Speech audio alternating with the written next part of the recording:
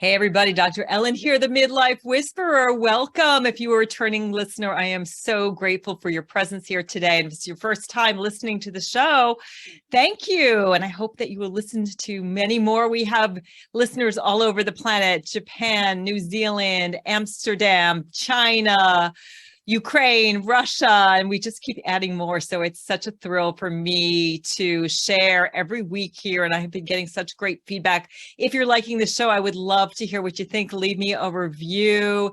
Let me know the kind of guests you'd like to hear, and I will be sure to include your feedback. And today we got a rockin' show. We are talking about finding your superpowers and connecting with your spirit. And I think this is one of the most powerful things to do at any point in your life, but particularly at midlife, where we kind of let go of who we think we're supposed to be and we embrace who we are. And I know this has been the story in my life of kind of inching my way out of the spiritual closet. I am a tarot oracle carrying, crystal toting woman. I've got my, octopus, right brain, more degrees than a thermometer, but I also have a really strong woo. I'm a Reiki master. I love doing those things. So we're going to delve into that today. We've got two beautiful guests. We're going to be talking with Shannon Grissom, and she has created, get this, a sock monkey oracle deck, which is so cool and so fun. I have like 30 tarot and oracle decks, and this has definitely made it to the top of my pile. You're going to love listening to her and how she's transformed her life. And then we're going to be talking with a real psychic rock star. She is Catherine Branham, and she is the best-selling author of How I Found My Superpowers: An Introduction to the Spirit World. And she is also known as the self-help slut. We'll get into that. And she's got a whole workbook series, which is going to help you to really rock your midlife and connect with your spirit. And I think we're all giggling here because we were talking about off the air about, we think about spirituality and we think about it as being so incredibly serious. But you know what? Spirit's got a sense of humor. And I find this the more and more that I connect with my spirit, with my guides, that not only are they there, and right now, yes, as you are listening to this, whether it's in your car or your home, whatever you're doing, your guides are right there. They're like right on your shoulder in all kinds of shapes and forms in a way that really resonates with you. And we'll be talking more about connecting with that and really talking a lot about how to get unstuck. Because let's face it, midlife can be a very sticky time. And there are many reasons why women feel stuck and kind of lost at midlife. And I wanted to kind of name the top 10 before we bring our guests on. First of all, we are people pleasers. Anyone else out there got the disease to please? And then we put everybody else first.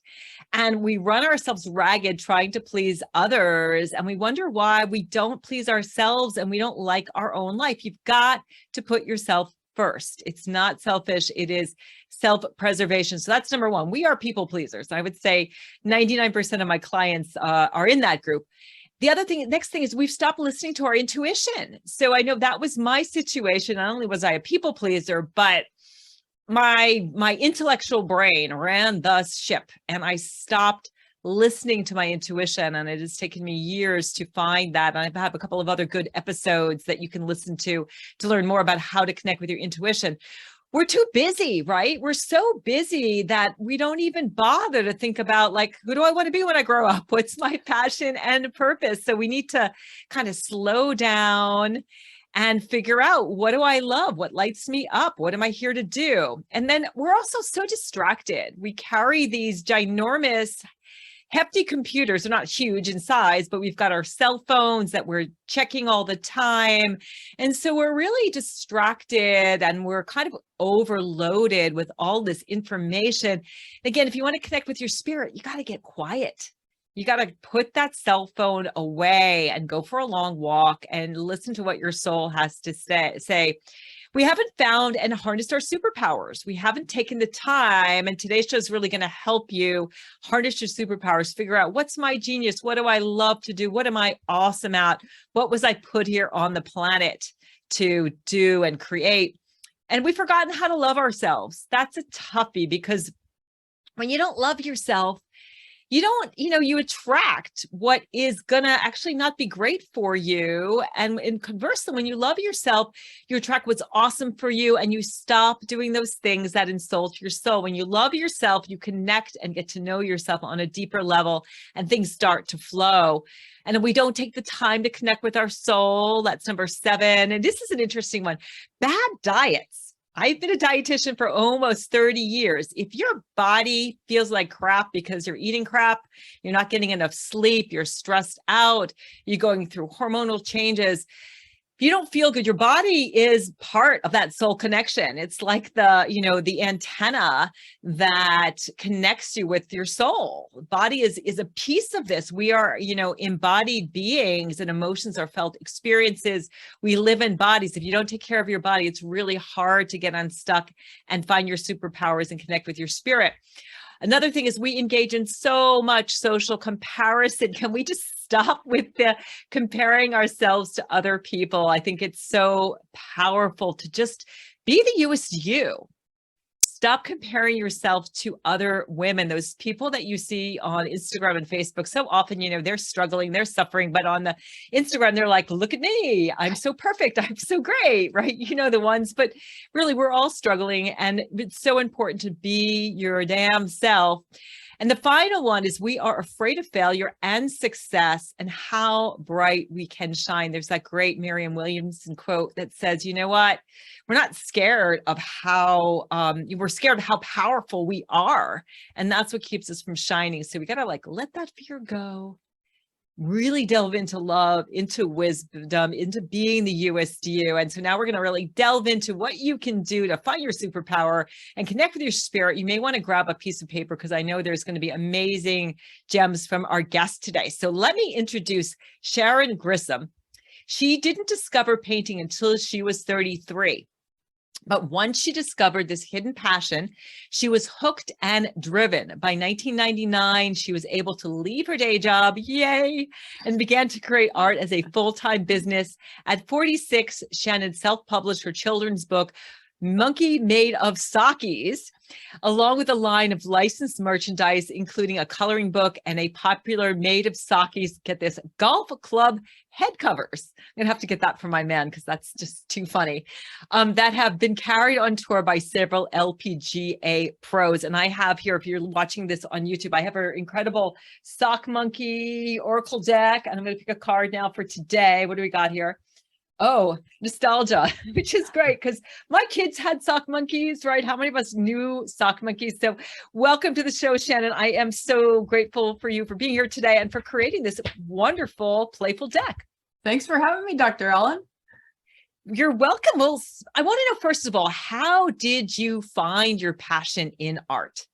Well, I was in I paint. I'll have to back up. I painted a little bit in high school, but I really didn't do anything with it. And then I went to college, started a family, and then I was in my mid-30s in a very stressful job, really stressed out, hating life. And there's got to be something different. So I took this adult ed painting class, and I wasn't very good. I mean, here you talk about comparing yourself with everybody. All the other women had these just fantastic things, and mine was really bad, but I was hooked. I'm like, oh, this is what I'm supposed to do. So I said, that's it. I'm going to become a full-time artist. And that takes a lot of huevos, because it really wasn't looking too good. But but I knew that's what I was supposed to do. So I started getting up and my jobs were always very stressful, very fast paced.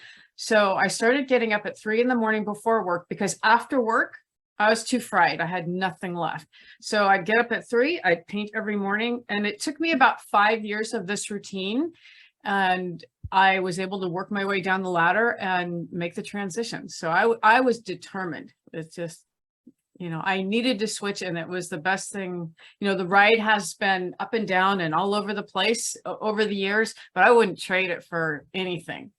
Yeah, that's beautiful. I want to pick up on a couple things. I think the first thing, and I was listening to one of my favorite channelers, Lee Harris, and he was really talking about how when you sort of for me, I knew when I was 5 that I wanted to be a writer. I had no idea, what do you know in kindergarten? But you have this previous life experience where all of a sudden you're like, wait a minute, how do I know how to play the piano?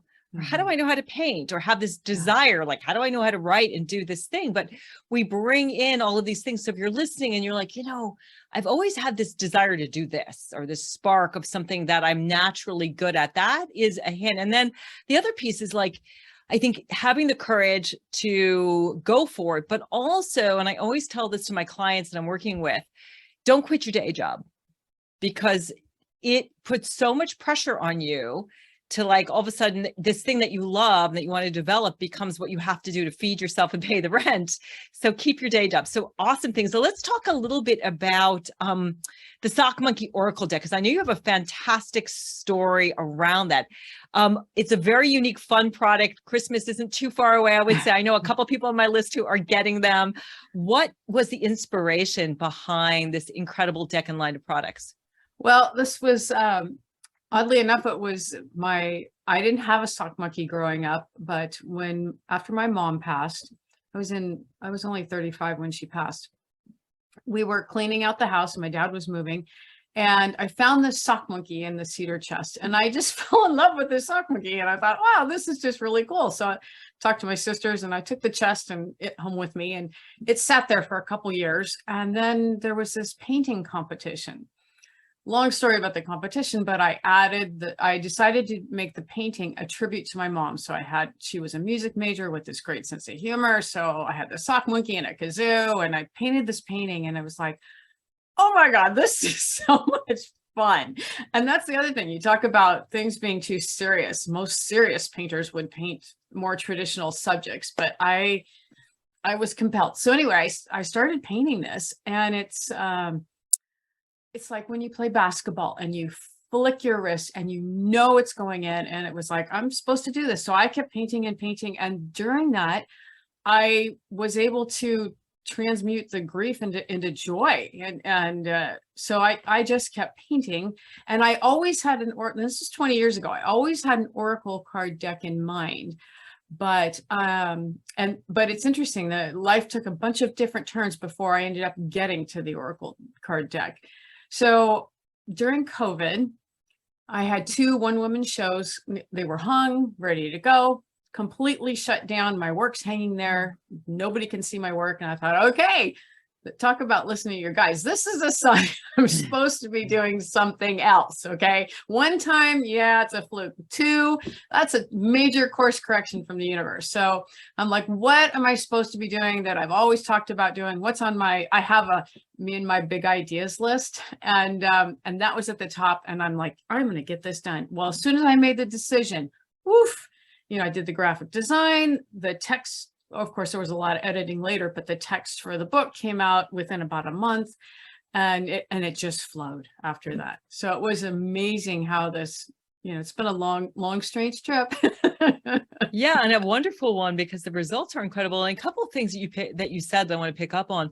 I love that you said you transform your grief into joy. And I think if you're listening, something that's so important is you have, whether it's something that you're grieving and you're upset about, channeling it into some kind of art, some kind of creative pursuit. Don't stuff your feelings.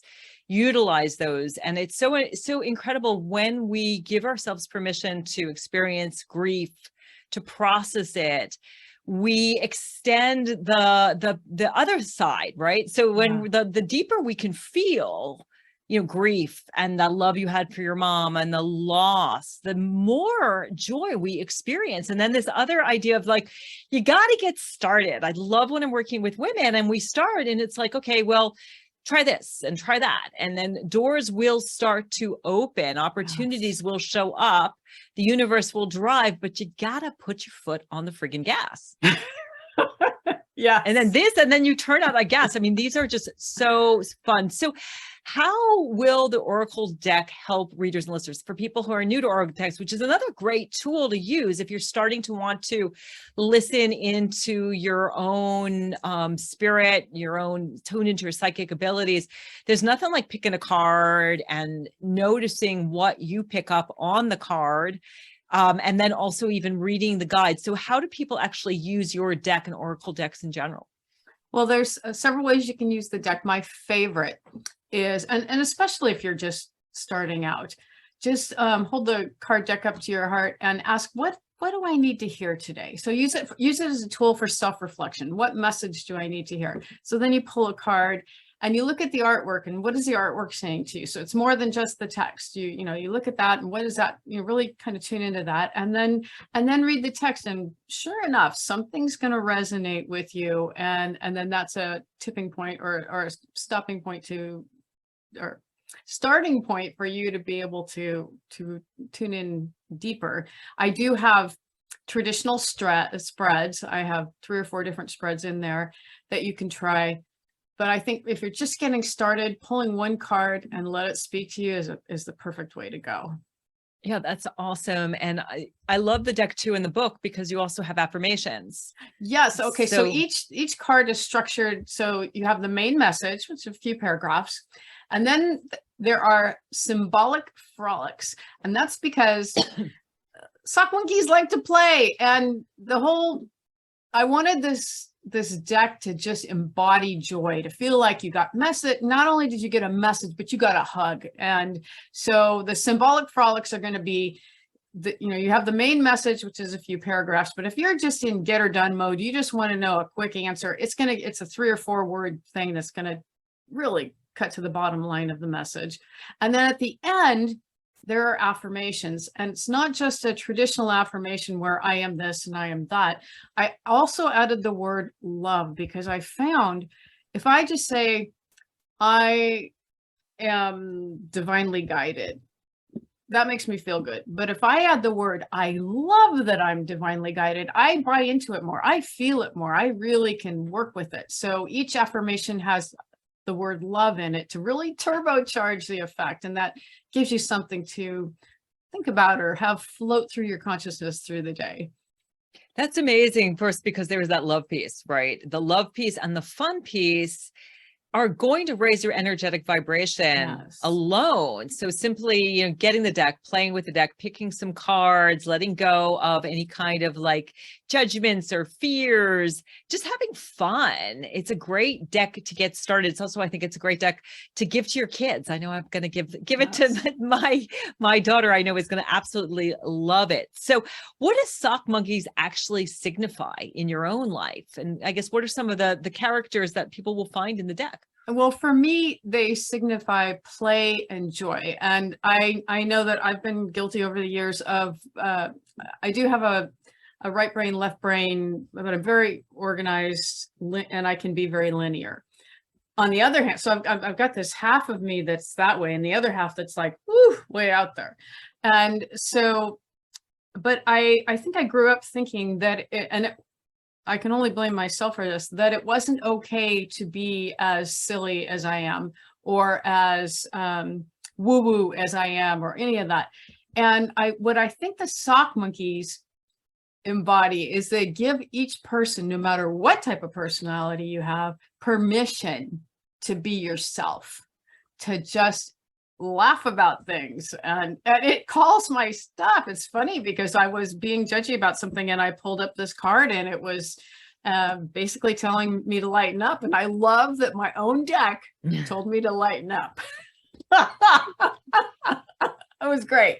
That's powerful. And I wonder why, because I had the same thing growing up. There was always this like, shh, be quiet, I was the good little girl. I was the youngest of 3, and I was always wanting to be like perfect and good. And I know what happens is we actually develop parts of ourselves to keep us safe. And I'm wondering why, and I think we're probably around the same age, like why we grew up in these households where there wasn't a lot of fun being had. Like as a kid, you're supposed to have fun, but I think a lot of us who grew up in the sort of 60s and 70s were sort of taught like children are to be seen, not heard, and be good and stay quiet. And I wonder if you have any thoughts about that and, how you broke free. Well, I do. It's funny because in our house, there were 2 ways of being. In the house, incredibly joyful, silly. Even though my mom was an educator, teacher, she was funny, and so everything was giggly, fun. It was a happy thing. However, there is the what will the neighbors think component. And so at home, joyful living, doing silly things, but don't let anybody else see that you're doing that. So that's the kind of thing. Yeah. Yeah, midlife is the time to break out of that. I know Yeah. I'm so Yeah. blessed because my man now and both of us, we're so silly. We just like, we have like a tandem bike that we ride and a tandem kayak, and we paddleboard and we joke and we laugh and we dance like crazy, and we have so much fun. I think it's really the time to get to know your inner child. So I'm curious, what do you consider your superpower? My superpower is my determination and perseverance. And really the fact that I finally, well, right now, the fact that I actually, and you know, I did grow up being people pleaser, doing all that. And now I actually put myself first, and how that's a superpower. So the first thing I do in the morning is I tune into my guides and I meditate. Even I used to paint first, but now I actually tune in first and then paint. But anyway, because I'm putting myself first, that develops everything else I'm doing. That structures everything else I'm doing. And so everything else I'm doing is coming from like the highest frequency it can, because I did that. I noticed a big difference between before I did that and after. And, you know, you talked about, you know, numbing yourself with food and how, you know, what you put in your body. And I realized during COVID, I wasn't drinking extra, but I was eating things that gave me brain fog. And so I had made myself get off of that and, you know, and go back in, didn't want to feel. So, so I think putting myself first and really tuning in and really checking in with myself is a superpower, because then it amplifies everything. Yeah, that is a great suggestion. I do the same thing when I wake up in the morning. I do this thing called the 5 Tibetans to kind of get my body rolling and keep my longevity going. And then I sit down and I meditate. And something I've been doing a lot lately is I write. So I'm writing like 2-3 pages in the morning, and often just even like hearing from my soul, just asking, what does my soul want me to know today? You feel a little silly at first, but you know what? Your soul actually starts to speak. If you, and one of your cards is just, as you ask for help. If you're like, hey, soul, I need help today. What do you need? What do you want to tell me? If you don't spend the time to tune in, your soul and your guides aren't going to say anything. Yes. Are you doing morning pages? Do you do morning pages? I have been doing Julia Cameron's The Artist's Way. I sort of started it. I took some time off over the summer, and I'm trying to do that 2-3 pages. I find that's a huge way to amplify your creativity. Yeah. You know, when I do that, I find my writing is so much better. And sometimes you write a lot of gobbledygook and you work things out. Then when you actually sit down to write or speak, the ideas start to flow, because you don't have to make it perfect. It doesn't have to be good. You can just, throw, just like take a bunch of paint and just throw it on the canvas and see what sticks. But do you do morning pages yourself? I do morning pages first, and that primes the pump for my channeling. So it's like what happened was I started doing morning pages just as a creativity tool. And then I started getting automatic writing. I'm like, ooh, and not all of it is. Some of it's gobbledygook. Some of it's just sniveling. And, and I shred them at the end, unless there's something really important, I'll take notes of that. But that primes the pump, and then I tune in. So yeah, the writing really, really helps open things up. If you're curious about the book, it's called The Artist's Way. And I know that Julia Cameron wrote another book that's about midlife, but from the reviews I've seen, most people still feel The Artist's Way. It's a classic. Your library will have it. It's just a great book where she actually takes you through a 6-week program. So if you're feeling like, I lost my creativity, well, first of all, you haven't lost it. Most often what I've seen with people is either they've covered it up with a lot of other things, like I said, being busy, trying to please other people, not making the time and space for it. You haven't forgotten it. And you just need to like get it exercising like any muscle, like going to the gym. If you want to build your biceps, you pick up a weight, you build your biceps. If you are a creative being, we all are creative beings. I hear it from people all the time. I'm not creative. Yes, you are. And you just have to find the way that works for you. So let's talk a little bit about feedback, stories you've gotten from people who've used your products. Can you share, we got a couple of minutes, can you share 1 or 2 stories of people who have enjoyed your Sock Monkey Oracle deck and other products?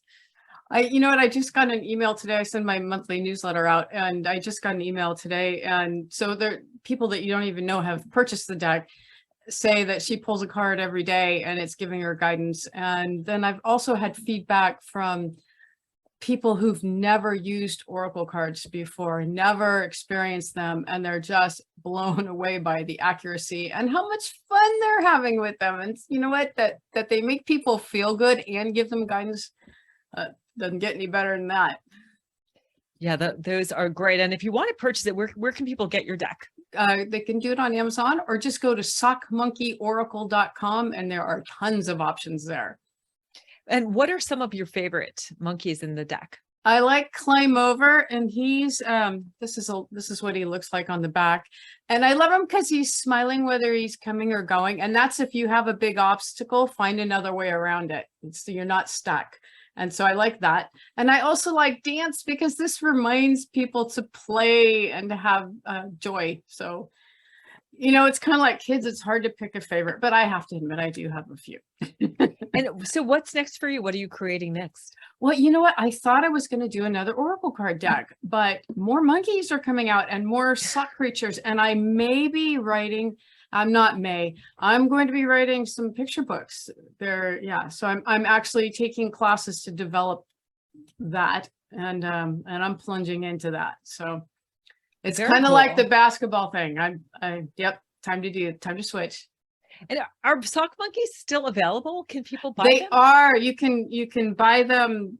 You can buy old vintage ones on eBay, but they are, yeah, if you Google them, there are a lot of really cool original monkey makers out there. And there are also some mass-produced ones out there that are great. Yeah, and the history of it, I think you talk a little bit about it in the book that comes with the deck. They date back to the 19th they became century? big during the Great Depression is when they really got started. Yeah, when people didn't have money to buy dolls, and they would have these socks with the red heels, I guess, and toes, and people created it. And we had one, and they're amazing. So thank you, Shannon, so much for being on and sharing about your incredible deck. Again, it is the Sock Monkey Oracle deck. If you're watching on YouTube or Facebook, it is so fun.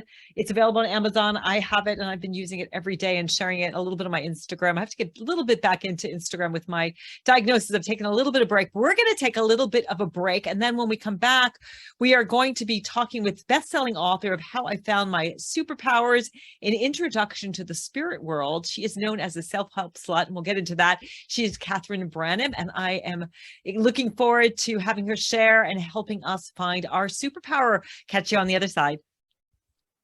Welcome back to Rock Your Midlife. Thank you again for being here. If you want to get in touch with me, just head on over to themidlifewhisperer.com. That's themidlifewhisperer.com. I have a free gift for you there. And you can also find my book, Rock Your Midlife, which I guarantee is going to help you make your next chapter your best chapter. And we are talking all about finding your superpowers and connecting with spirit. And our next guest is Catherine Branham. She is best-selling author of How I Found My Superpowers, an introduction to the spirit world, and the workbook series Self-Help Slut. Catherine is a free-flowing psychic medium, and she can tap into the spirit world without blinking an eye. She has incredible gifts that she learned along her spiritual journey. She explains that anyone can learn to find their own superpowers, and her superpowers include open channel, remote viewer, clairvoyant, clairaudient, clairsentient, energy healing, and medical intuitive. She grew up in Houston, Texas, and currently lives in the Woodlands, where she participates in animal rights and rescue. Her life mission is to help humanity return to their natural blueprint and awaken within. And you can find more about her at catherinebranham.com. Welcome to Rock Your Midlife, Catherine. So great to have you here. Thank you so much, Dr. Ellen. I'm so excited to be with both of you, Shannon. I love Shannon's story with the monkeys, and I love your stuff. Dr. Ellen, you are so amazing. You've really been a trendsetter with helping people to awaken more during their midlife, years, and really able to freely express themselves. So well, thank you for that. Well, we were all in this together, right? And we were laughing off air that it was just going to be a powerful show. So before we launch into your story, I know that you've got some great questions for Shannon. Go ahead and ask her what you'd like. Yes. Well, one was about when she's channeling the information for her deck and for her books, is there ever an image of a monkey that comes up and she's laughing, such as that the dancing monkey? I love that because I love tap dancing, but is there ever an image of a monkey that it just pops up and you're laughing, from what your guide is showing you? Yeah, sometimes I'll be painting and I just start cracking up, and my husband's just used to it. I'm in here by myself just laughing, and sometimes it's so funny I can't even talk to him because I'm laughing so hard it takes me a while to calm down and just do it. So sometimes that happens with the words that I'm writing, and sometimes with the text. So yeah, it does happen. And there are times too when it hits another chord and it'll make me cry. It'll touch a nerve where, it's, yeah. Yes, is the answer.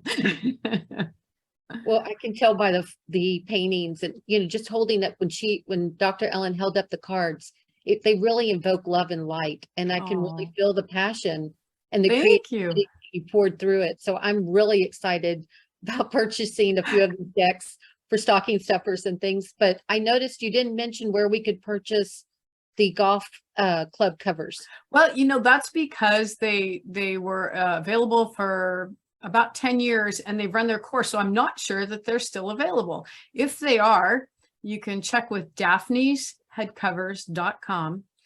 But my contract ran out and they ran their course, and for a while they were the manufacturer's among their top selling head covers. They were and carried on tour by LPGA pros. You could probably find them used on eBay, but as far as new ones, go to daphnesheadcovers.com and check with them.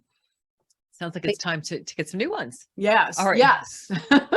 Time to re-up, right? Yes. Yeah. So I want to delve into your story, but I guess the first question, I'm so curious, where did the self-help slut, and you the trademark for that, when I first saw that, I was like, you sent me a t-shirt, you sent me books, you sent me notepads. I was like, wow, what a great trademark.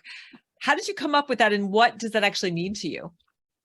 Well, when I decided to write a spiritual book, a workbook series, I sat there and the number one thing was about releasing judgment, not just of self, but of others, because judgment, that big judgment block, is what keeps many people from opening their gifts, opening their divine birthright of what they came into this world with, and their ancient wisdom from all the lifetimes they've lived. They've got this big block of judgment. So when I sat there, I thought about my life, and my mother had called me many names as a child. And she called me a slut. I had walked to the kitchen to get a glass of water, and I was wearing an oversized free t-shirt from the Ford dealership that my father brought home. And we were given those shirts as sleep shirts. And so it came down to my knees. It covered everything. So it was probably an XL, men's shirt. I walk to the sink and I get a glass of water, and I hear Spirit say, look up. And I look up and there's a man in the window, and I scream. My mom runs in there and says, what's going on? And I couldn't get the words out because I was still in shock of seeing someone actually there. So I tell her there's a man standing out the window. She said, well, of course, look at you. You're dressed like a slut. Oh. I had no idea what the word meant. So when my father came to the house, he was down the street talking to a neighbor, and she called him. He checked the perimeter of the house, and he said, are you okay? And I said, Dad, what does the word slut mean? And he said, where did you hear that word? And I said, Mom called me that. And he said, don't you say that word. I could tell he was upset. And by the way that she said it, I knew she meant it in a bad way, but I had no idea. It would be as if I were to tell you, Dr. Ellen, you're a horrible divorce attorney. And you would go, well, that's on brand because I'm not a divorce attorney. So I'm standing there going, what's a slut, along with all the other names. So I thought with this workbook, the best thing that I could title it would be Self-Help Slut. And when it came out for the title, I was in a writing class. And the mic went off a little bit, and this guy was talking, and somebody said, it sounded like you said self-help slut. I said, that's what I thought I heard. I sat there afterwards and I heard Spirit say, this is what you're going to call the workbook, because it's about releasing judgment. And so that's why we got the cheeky image on the cover. of a Yes. girl. Yeah. And, it's about cleaning your slate of other people's shit. And it's about letting go of that judgment that we've taken on growing up, because many people grew up in families where there were certain very rigid beliefs, either in religion or just in the culture. And they were impressed upon us. And when we're children, the filters of our chakras are very open to receiving information without question. You just accept it with no question. It's almost like, it's because I said so. And I never liked that answer. And so in all of my teachings, in all the books that I've written, I write exactly why I know, because I never want to be the person, oh, one day I just woke up and this is the information, because I don't buy that bullshit. And I don't want other people to. There's always something that occurs that teaches you one way or another. And so I make it very apparent in all my writings exactly what occurred in the steps. So if we can release the judgment of ourselves, we are so much closer to awakening than ever before.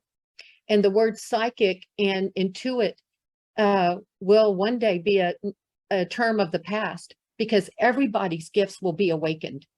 And that's what humanity is going through. It's going through a polishing process. So the things that people do that, wear the title of psychic or intuit or channeler, these are going to be things that humanity will recognize as their core gifts once they begin to let go of some of these archaic beliefs that have plagued humanity. Yeah, powerful stuff. Just thinking about how particularly the patriarchy has made everything very 3D and about consumerism and materialism, and how we are moving into this Aquarian age where you're right. More and more people are channeling and connecting with their spirit and their souls, and doing the kind of work that you guys are doing to wake humanity up. So when did you first experience your own psychic medium gifts, and how did you know when you were seeing things that other people couldn't see them? Because you said, like, the man that you saw in the window, Right. and you talk about this a lot in your book, that you were seeing spirits. When did that start happening? Well, the man in the window was actually a peeping Tom. He was a okay. human person. Yeah. Okay. And that's what I explained in my book, How I Found My Superpowers. But the spirits that I had been seeing as a child, I didn't know they were spirits. I didn't know what they were. I just accepted them as what I was seeing. When I first realized I was seeing things that no one else was seeing was at a dance recital. I was backstage. I had already done my routine. I was backstage and we were lining up to get our trophies. And there was a lot of commotion. And somehow one of the Tiny Tots girls had wandered out the back door, and someone said, I think I saw her get into a car. And it was a very busy road in Houston. The grandmother began getting hysterical, screaming, and she was nearby. So I saw her begin to fall back, and I tried to put my arms out to catch her, and I couldn't break her fall. She ends up falling on me, and I was very hysterical. And Mom said, clean yourself up. Don't cry. Your dad's out there. He's recording. I don't want you looking like you've been crying. Get yourself together. So I looked up at the grandmother, and I saw her spirit leave her body. And I said, Mom, that woman just left her body. She's gone to the other side. And she said, no, she has not. They look, an ambulance is here now for her. They're putting her on a stretcher. She's going to be fine. You don't worry about her, that kind of thing. And at that moment, I realized nobody else had seen that spirit leave the body. Everybody was focused on her getting on the stretcher, and keeping her body going. And that was it. So a few weeks later, I had gone back to dance class, and I asked the dance teacher what happened to the woman who fell behind the counter. She didn't, behind the stage. And she said, well, she had a lot of health issues. So I knew then, my assessment was right. She had left her body. And so when I would see family members and I would begin to see people gather around them, I knew those people gathering around them were coming to take them to the other side. We're getting ready to take them. And so as I got older, I would recognize this, and I would tell Mom, maybe we should go visit Aunt Helen. because she's going to be leaving tomorrow or the next day. People have already come to collect her. And she'd say, oh, no, no. Well, then Aunt Helen would die. And Mom said, wait a minute, you're making these things happen. I said, no, Mom, there's people that come from another place and they take them across. And then we don't see them anymore here. And Mom couldn't wrap her mind around that concept. So she really believed, I was something of the devil to be able to see this. And she went to as far as abusing me because of things that I would share with her. And how old were you at the time? I was 7, but between 7 and 9. But before 7, I was abused every day. So I'm so sorry. I don't know. I think before age 7, I can't remember a day I wasn't abused unless I was with my grandmother, my dad's father, my dad's mom. If I was with her, that was a safe day for me. But before that, I was sort of always in trouble, being a little different and being a weird kid. Well, it's amazing that you kept it alive, though. I think so often when we're kids and we want to fit in and we want to protect ourselves, I know that was my case of just turning those kinds of things off so that I could fit in instead of just, amplifying them. So, and fast forward, how do you work with the entities on the other side now, and like spirit guides and angels and archangels and like me? So how do you work with them? And for people who are listening, who really want to start getting in touch with their guides, how do you get in touch with them? Well, one, I suggest grounding. It's the number one thing. So when people say, what's the one thing that I can do to awaken? I say grounding. And many people will say, oh, that's too simple. Come on, I need you to tell me something. Do I hold the feather? Do I jump on one foot? And I will tell them grounding. You sit in silence, because when you pray, you speak to spirit. But when you sit and listen to your inner connection, you are connected to spirit. All of us are connected to the divine.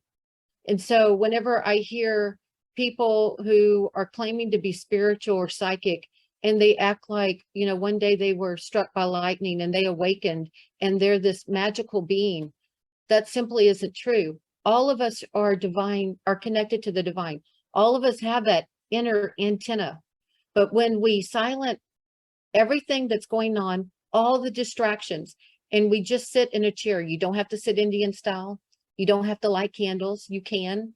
But as long as you sit with your feet flat to the ground, wherever you are, and you just go inward, focus on your breathing and listen to nothing, you're opening that channel. And many people don't realize it.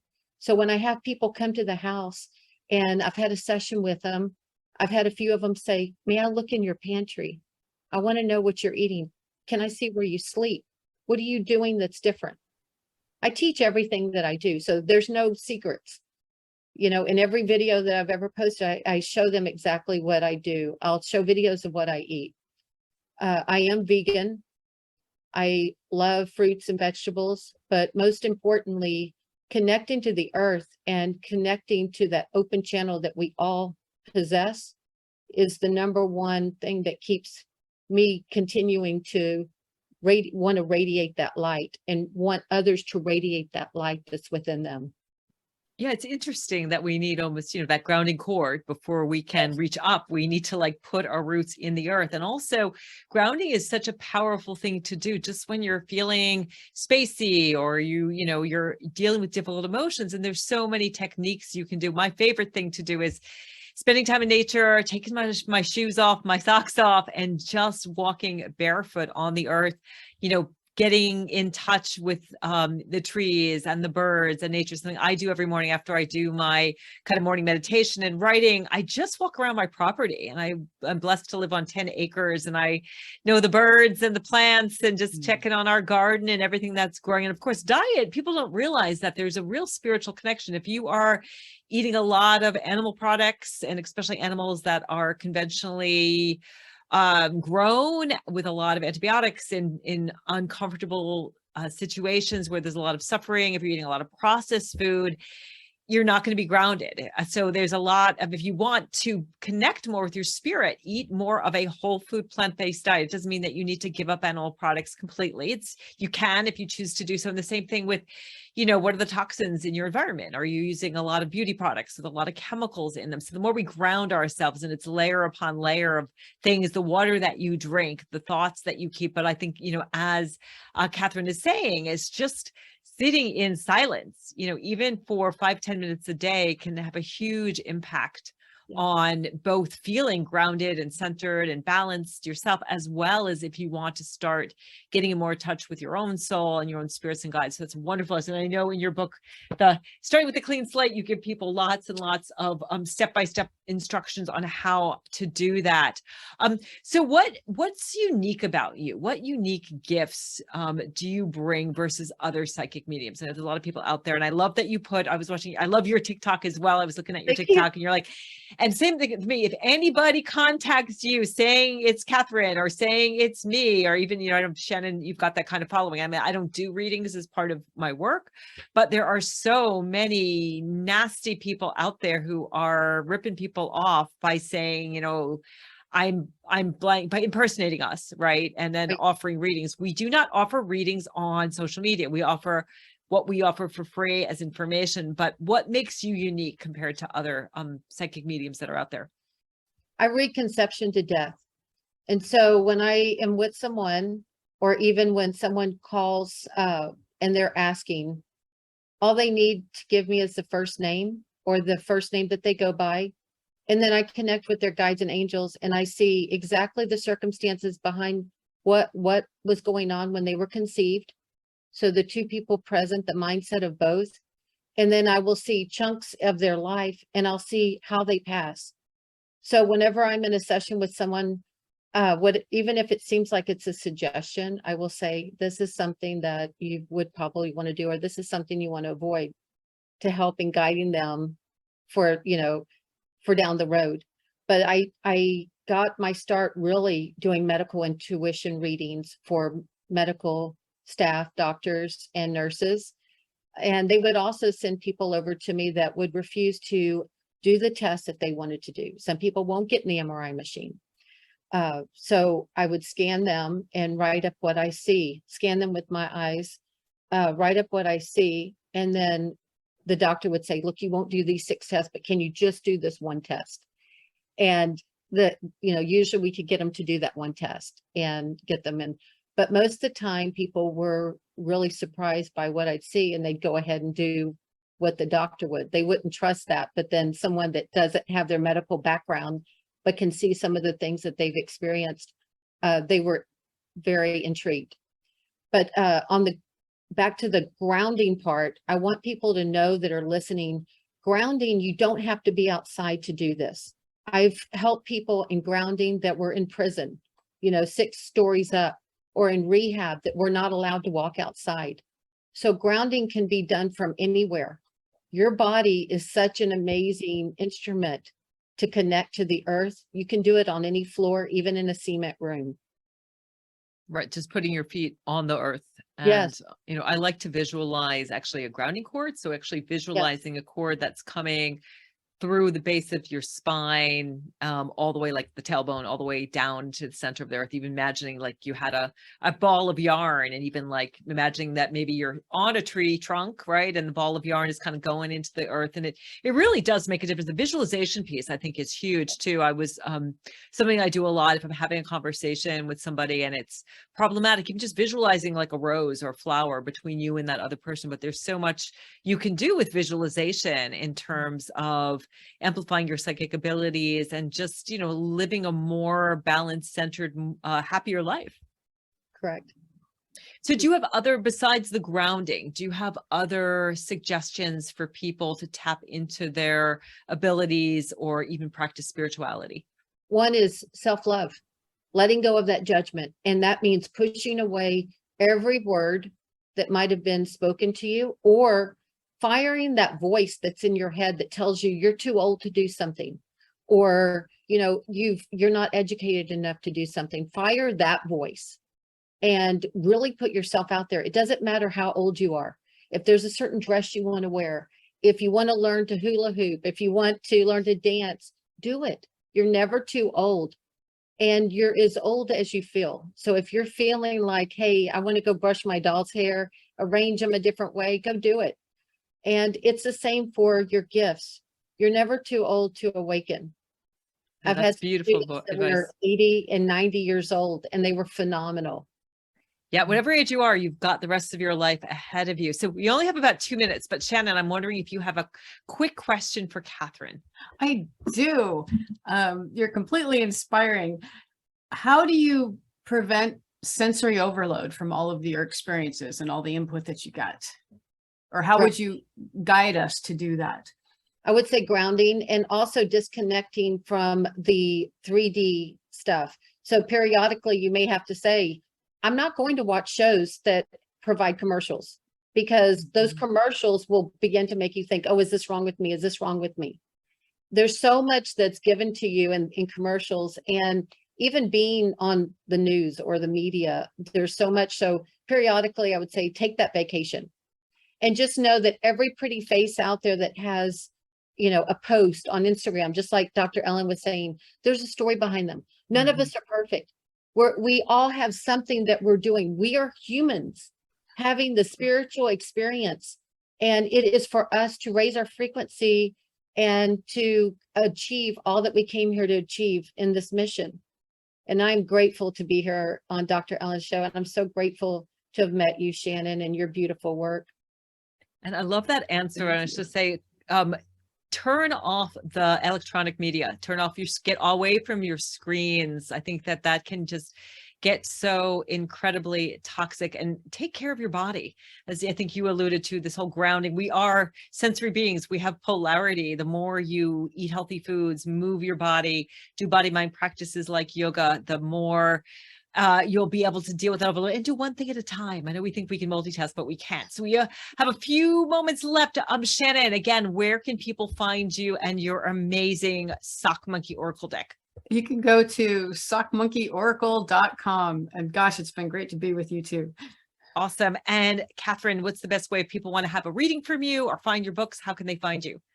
They can book at psychiccatherinebranham.com. And if they want the books, they can go to anywhere, Amazon, Barnes and Noble, also Google Play. So if you don't want to hold the book, you just want to listen while you drive, Google Play has everything there.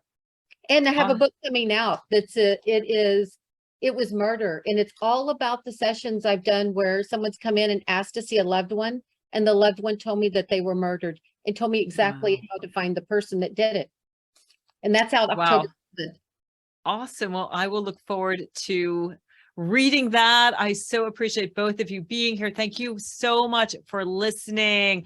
I would love to know what you think about the show, the guests you'd like to hear. If you want to connect with me, it's just themidlifewhisperer.com. That's themidlifewhisperer.com. Shannon, Catherine, thank you both again. I know that people will be looking for your books and your products and loving following you and getting more of your wisdom. Have a great weekend. We'll see you next week.